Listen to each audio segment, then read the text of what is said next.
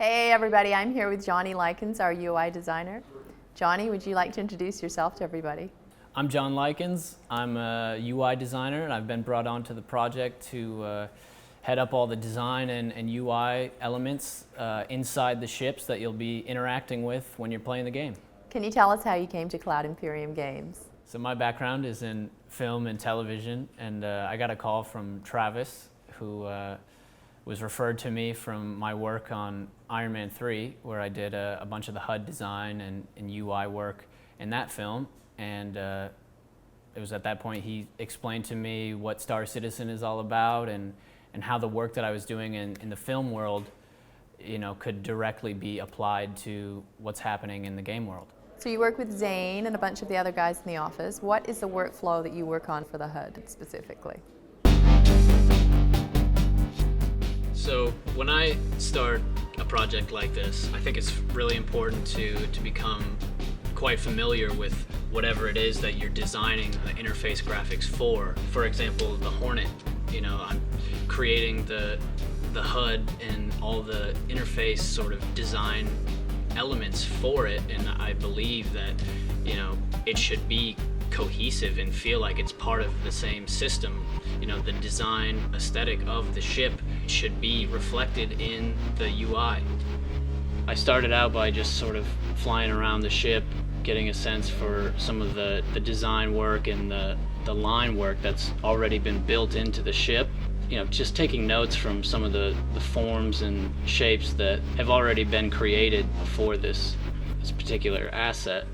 From there, I'll just do a lot of sketches, and I'll be very loose and very fast-paced with sort of getting a lot of ideas out on paper, and then I'll just loosely either scan in those sketches from the book, or I'll just come in here and draw freehand on top of the plate and vectorize it and make everything clean and nice, and work with a grid and do all my typeface exploration in Illustrator and solidify all those ideas that were executed in the sketching process. It's different just because in film, all the UI and stuff, it's all just fake, and we get to sort of, make it up as you go. But in the game environment, all these things have to have a purpose, and they have to have meaning, and they have to sort of, function as an aid to the player.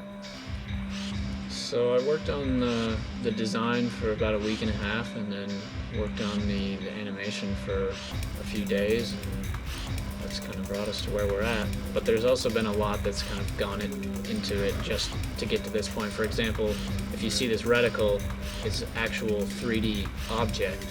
And so taking that vector design that you saw over here, knowing that we wanted to fly in and be three-dimensional and then eventually end up looking like this, taking that design that I created, that 2D vector art in Illustrator, I can then bring it into Cinema 4D and extrude all the pieces and place them in their own depth and animate them accordingly.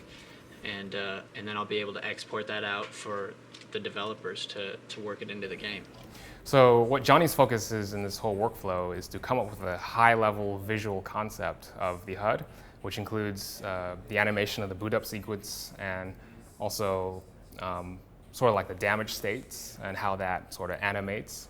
And what my focus is in this workflow is to take that and then animate it so that it gets translated into an in-game asset, which I can then hand over to Brandon. Zane hands that flash file off to me, and I plug it into the engine and make sure that the C++ code is interfacing with it properly. So the cool thing about how we're developing this game is that we're releasing it piece by piece. And so for this first dogfighting module, the work that we're doing on this HUD, we'll be able to put it out there to the players and get feedback on that. What things could be improved, what sections of the HUD are readable or not readable, and then we'll be able to fold that feedback into future iterations of the HUD on different ships and even the Anvil HUD. In Star Citizen, there's not a lot of abstraction in how the ships function. Everything is a real part that actually exists in the system, and all of those parts need to actually communicate with each other. So I've been doing a lot of work to make sure that there's interconnectivity between all of the various ship systems, and making sure that those have a way to communicate with all of the various output devices like the player's HUD. So our goal is to create a really cool HUD, a really immersive experience. And one of the ways that we're doing this is to actually diversify the visual style of HUD by ship manufacturer. So right now we're sort of initially concepting the visual look and feel and design language for the Hornet, or Anvil Aerospace rather. So you'll see the same style in the Hornet and Gladiator, but later on, when we actually get this workflow going and we start fleshing out more HUD designs, they're actually going to be way different. So in a trading ship, like the Musashi ships, you're going to be able to expect a whole different experience because the visuals language will be different. Well, there's a lot of systems that are going to be brought into Star Citizen, and you're going to need an interface into all of those. So we're thinking about things like navigation, star maps, things like that.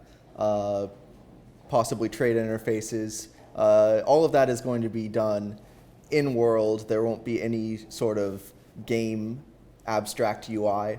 So there's a lot of stuff to look forward to doing going forward.